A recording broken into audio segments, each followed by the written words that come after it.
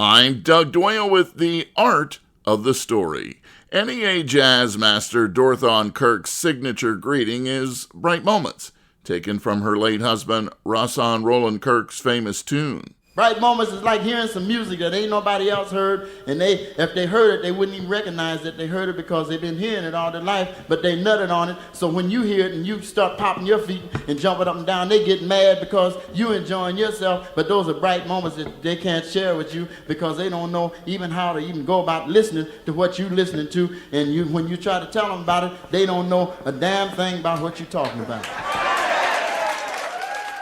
The Bright Moments podcast from WBGO Studios is a storytelling project exploring the experiences and impact of people who have changed WBGO, Newark Public Radio, and the world of jazz. In Season 1, Dorthon Kirk looks at her most inspirational photos and brings back magical moments associated with that picture. Bright Moments host and co-producer Jamara Wakefield. Oh, the time spent is gold, Doug. I mean, you just can't sit with a better storyteller who has all these connections, who has all these kind of side and adjacent stories.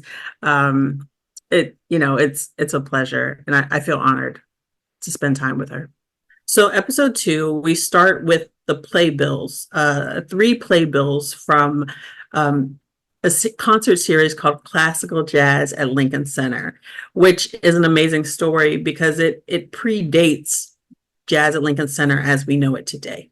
My favorite line from the episode is Alice Tully Hall was dark in the summer.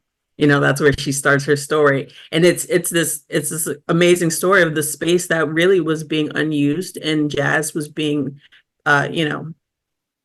undervalued, and so they were like, hey, let's do something. And so they created a concert series there, which led to Jazz at Lincoln Center.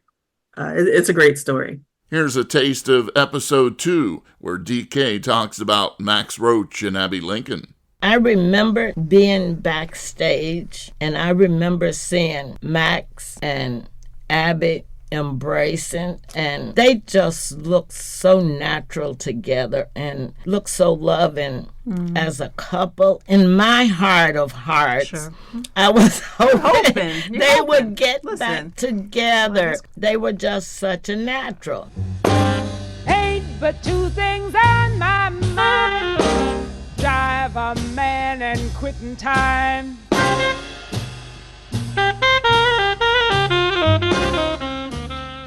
Bright Moments co-producer Billy Robinson says the podcast is a must for all ages.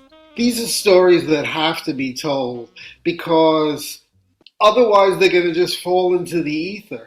And she really is bringing them to life and having people like almost like you feel like you're there or you were there at all of these events because she's an amazing storyteller. And every time that I actually see her in person, I get such a kick out of her. The second episode of Bright Moments launches June 20th at wbgo.org/studios. I'm Doug Doyle, WBGO News.